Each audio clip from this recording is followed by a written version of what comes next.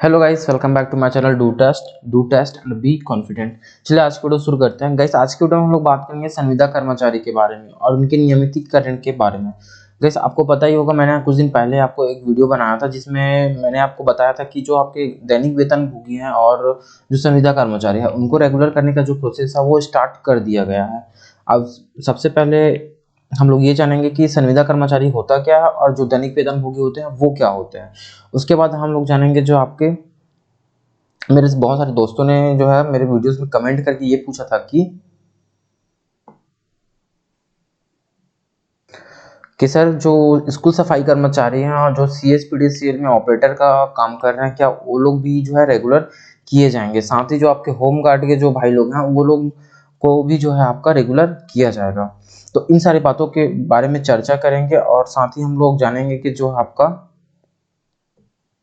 सूत्रों के हवाले से जो खबर निकली है कि जो दिसंबर 2022 तक जो भूपेश सरकार जो आपके नियमितीकरण का जो प्रक्रिया है उसको कंप्लीट कर लेगी या फिर उसमें किसी ना किसी तरीके का जो है आपका उद्घोषणा कर सकती है। तो इसके बारे में भी जानेंगे कि क्या है मामला और किस तरीके से जो है आपके विभागीय जो कर्मचारी हैं उनके द्वारा ये बातें कही गई है।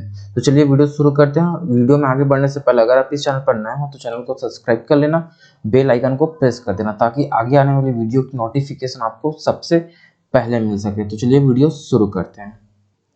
कई सबसे पहले हम लोग संविदा कर्मचारी को जो नियमितीकरण का प्रक्रिया है वो दिसंबर 2022 तक जो पूरा करने का जो आपका बात चल रही है उस मामले में हम लोग बात कर लेते हैं। तो चलिए इसके बारे में जान लेते हैं कि आखिर ये बातें कैसी निकली और किस तरीके से ये कहा जा रहा है। गैस ये जो बातें हैं आपका जो कर्मचारी संघ के जो प्रदेश संरक्षक हैं वो विजय के मुताबिक जो है आपके प्रदेश में 40 से 45 हजार जो कर्मचारी हैं वो अनियमित या फिर संविदा के तौर पर विभिन्न विभागों में पदस्थ हैं।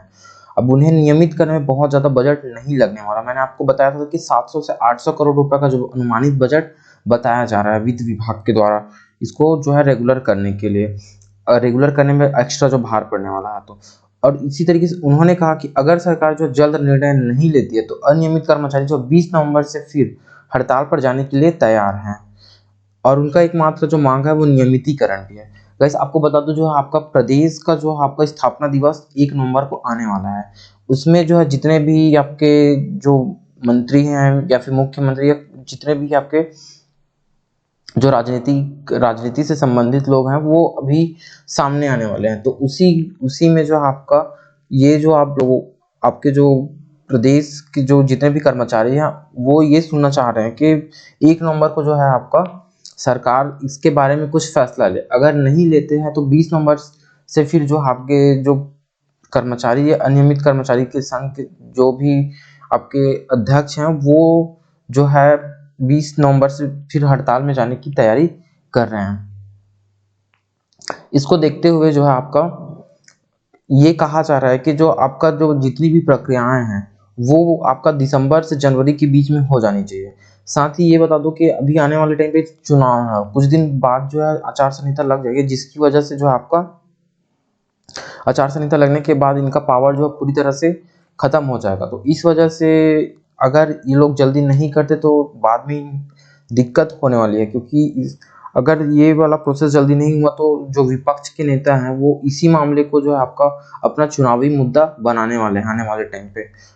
तो गवर्नमेंट जो है अपना अपना जो पक्ष है वो मजबूत करना चाहेगी और साथ ही जितने भी कर्मचारी हैं वो लोग भी नाराज हो सकते हैं अगर इनके इसी तरीके का रवैया रहा तो। इसीलिए जो आपके विभागों में जो है ये बातें चल रही है कि जो निर्णय है वो आपका दिसंबर से जनवरी के बीच में आ जानी चाहिए। गाइस मैं बता दूं कि कुछ दिन पहले जो है यहाँ पे सरकार जो कुछ न्यूज़ चैनल्स ने बातें की थी उसमें बहुत सारे लोगों से पूछा गया था जो विभागीय जो कर्मचारी हैं उनसे, तो उन्होंने बताया कि सरकार जो है इस साल दिसंबर तक जो है पूरी प्रक्रिया कर लेगी और जनवरी फरवरी में चुनावी साल में इसकी जो घोषणा की जा सकती है। यानी जो है जनवरी फरवरी तक इसकी जो है घोषणा आप लोगों को सुनने को मिल सकता है। यानी जितने भी कर्मचारी अगर रेगुलर करते हैं संविदा कर्मचारी को तो वो जो है आपका जनवरी फरवरी तक इसका मामला जो है आपका कंप्लीट किया जा सकता है या फिर घोषणा की जा सकती है। हालाँकि जो अफ़सर हैं इस मामले में भी खामोश हैं, लेकिन उन लोगों के बातों से ये सारा चीज़ पता चल रहा था कि ये जो प्रक्रिया वो दिसंबर से स्टार्ट कर दिया जाएगी और जनवरी-फरवरी में इसका घोषणा कर दिया जाएगा। लेकिन कुछ विभाग के जो कर्मचारी हैं उन्होंने ये भी कहा कि जो संविदा और अनियमित कर्मचारियों की जो जानकारी जो है कुछ दिन पहले माँगी गई थी। तो 13 जुलाई 2022 को जो है आपका एक करिकुलम जारी करके इसकी जानकारी जो है आपका माँगा गया था। उसका वीडियो मैं नीचे मैं बना चुका हूँ, उसका लिंक मैं नीचे डिस्क्रिप्शन में दे दूँगा, वहाँ से आप उसको देख सकते हो। गाइस अब जान लेते हैं कि कांग्रेस की जो सरकार है उसने स्टार्ट से जो अनियमित कर्मचारियों के लिए नियमितीकरण के लिए क्या-क्या काम किए हैं। तो सबसे पहले जो कांग्रेस ने चुनाव के टाइम पे अपने घोषणा पत्र में जो अनियमित कर्मचारियों को नियमित करने का उल्लेख किया था, यानी जो अपना घोषणा पत्र था 2018 में चुनाव का टाइम था, तो कांग्रेस सरकार जितने भी अनियमित कर्मचारी थे उनको नियमितीकरण का जो है उल्लेख उन्होंने अपने घोषणा पत्र में साफ-साफ किया था। उसके बाद क्या हुआ आपका 11 दिसंबर 2019 को जो प्रमुख सचिव वाणिज्य एवं उद्योग सार्वजनिक उपक्रम विभाग की अध्यक्ष एक समिति गठन की, जिसके बाद इस समिति का जो है कुछ दिनों बाद जो मीटिंग हुआ, उसमें कोई विशेष निर्णय नहीं हो पाया। उसके बाद जो आपका 16 सितंबर 2022 यानी इसी सत्र में कर्मचारी संगठनों की जो मांग पर परीक्षण के लिए प्रमुख सचिव की गृह की अध्यक्षता में एक और कमेटी बनाई गई। और उसके बाद जो आपका प्रश्नकाल के दौरान जो मानसून सत्र में भी चल रहा था, उसमें जो है मुख्यमंत्री जी से ये प्रश्न पूछा गया कि आपने घोषणा पत्र में जानकारी कहा था कि जो अनियमित कर्मचारियों को नियमितीकरण किया जाएगा, लेकिन आपने अभी तक इस मामले में कुछ भी नहीं किया है। तो क्या आप इसमें बोलना चाहते हैं? उन्होंने कहा था कि इसकी प्रक्रिया जो चल रही है और बहुत जल्दी इसको नियमित किया जाएगा। यानी उनका जो रिस्पॉन्स था वो पॉजिटिव था और जितने भी कर्मचारी थे उनके पक्ष में था। गाइस चलिए अब बात करते हैं जो अन्य जितने भी कर्मचारी हैं वो किस-किस तरीके से आपके हो सकते हैं। आपके हम लोग जानेंगे अब दैनिक वेतनभोगी और संविदा कर्मचारी एक्चुअल में होते क्या हैं। तो चलिए सबसे पहले संविदा कर्मचारी को जान लेते हैं। गाइस बहुत सारे दोस्तों ने मेरे पूछा था कि जो मनरेगा कर्मचारी हैं वो परमानेंट होंगे, स्वामी आत्मानंद वाले परमानेंट होंगे या फिर जो स्कूल सफाई कर्मचारी हैं उनको भी रेगुलर किया जाएगा। तो इस तरीके के जो सवाल थे बहुत सारे लोगों ने पूछा, यहाँ पे देख सकते हो एम आर्यन नाग है, इन्होंने पूछा कि स्कूल सफाई कर्मचारियों को आपका नियमित किया जा सकता है क्या?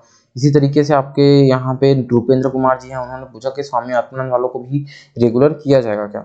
और रजनी सोनी जी पूछ रहे हैं कि मनरेगा के कर्मचारियों को भी आपको परमानेंट बताएंगे क्या? ऐसा करके इनका जो है पूरा ये इनका क्वेश्चन था। तो चलिए जानते हैं कि इसमें जो है संविदा कर्मचारी और जो दैनिक वेतनभोगी होते हैं वो होते क्या हैं। तो इसमें बता दूं संविदा कर्मचारी वो ही कर्मचारी होते हैं जो किसी योजना के अंतर्गत जो काम करते हैं, यानी मान लो अगर कोई योजना है वो आपका शॉर्ट टर्म हो सकता है या फिर लॉन्ग टर्म हो सकता है। मेरे कहने का मतलब है वो छोटे समय के लिए भी वो योजना लागू किया जा सकता है या फिर बहुत बड़े पैमाने पर भी इस योजना को किया जा सकता है। अगर हम लोग छोटे पैमाने की बात करें तो आपका कुछ इस तरीके का मान लो अगर कोई एक लोकल एरिया को डेवलप करना है तो उसके लिए एक योजना लाभ दिया जाता है। जैसे अगर किसी गाँव को डेवलप करना है तो आपका कुछ दिन पहले जो है आपका सांसद से रिलेटेड कुछ योजना आया था, तो उसमें जो कर्मचारी होंगे उसको हम लोग बोलेंगे वो जो है आपका शॉर्ट टर्म जो योजना है उसमें जो शॉर्ट टर्म जो है आपके संविदा कर्मचारी होंगे। इसी तरीके से जो लॉन्ग टर्म होते हैं जैसे स्वामी आत्मानंद ये आपका एक लॉन्ग टर्म विजन को लेके चला गया है, यानी इसमें 3 से 4 साल का टाइम लगने वाला है, तो इसको हम लोग बोल सकते हैं लॉन्ग टर्म। इसमें जो आपके कर्मचारी होंगे वे लॉन्ग टर्म में होंगे।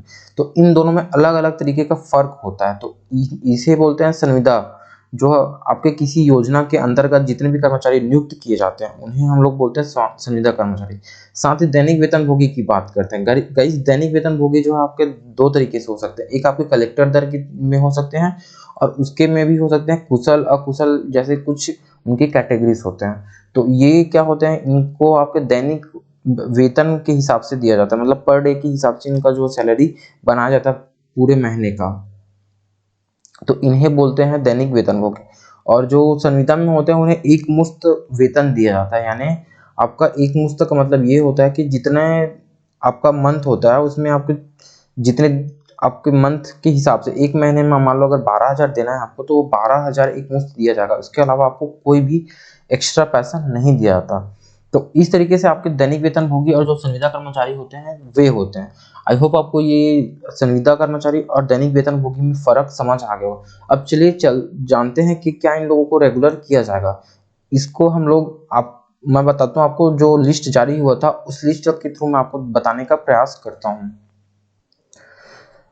चलिए गाइस, मैं आपको बताता हूँ कि दैनिक वेतनभोगी और आपके संविदा कर्मचारी में जो आपको आप बोल रहे थे कि सफाई कर्मचारी किस में आते हैं, तो आप जब जिस टाइम पे आपका वहाँ पे रिक्रूटमेंट हुआ होगा उस टाइम पे आपके जो लेटर होते हैं या फिर जो नोटिस निकाला जाता है उसमें आपका साफ-साफ लिखा रहता है कि आप किस दर पे हो। अगर दैनिक वेतनभोगी हो तो आपको दैनिक वेतनभोगी कलेक्टर दर या फिर श्रमयुक्त दर, ऐसा कुछ आपके लेटर में लिखा रहता है। अगर आप गृह विभाग में हो यानी होम गार्ड में, तो आपके में लिखा रहेगा आप क्या आप संविदा हो या फिर कलेक्टर दर में हो या फिर दैनिक वेतनभोगी। तो इस तरीके से आपके में सारा चीज मेंशन रहता है जिस टाइम पे आपका रिक्रूटमेंट किया जाता है उस टाइम पे। तो आप उस रिक्रूटमेंट को देखिएगा, या फिर अगर आप इस दायरे में आते हो कलेक्टर दर या फिर दैनिक वेतनभोगी या फिर संविदा कर्मचारी, तो आप यहाँ पे रेगुलर होने के पूरे चांसेस हैं, क्योंकि यहाँ पे देख सकते हो गृह एवं जेल विभाग में जो है आपके 184 पोस्ट ऐसे जो है आपके कलेक्टर दर और दैनिक वेतनभोगी के अंतर्गत हैं। ठीक है। इसी तरीके से अगर स्कूल सफाई कर्मचारी की बात करें तो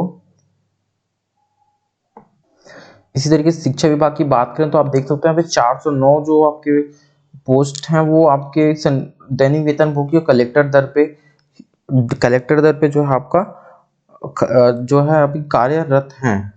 इसी तरीके से अन्य जो आपके विभाग है जैसे जल संसाधन विभाग, जैसे 4500 से ऊपर जो कर्मचारी हैं वो अभी इसमें कार्यरत हैं कलेक्टर दर पे।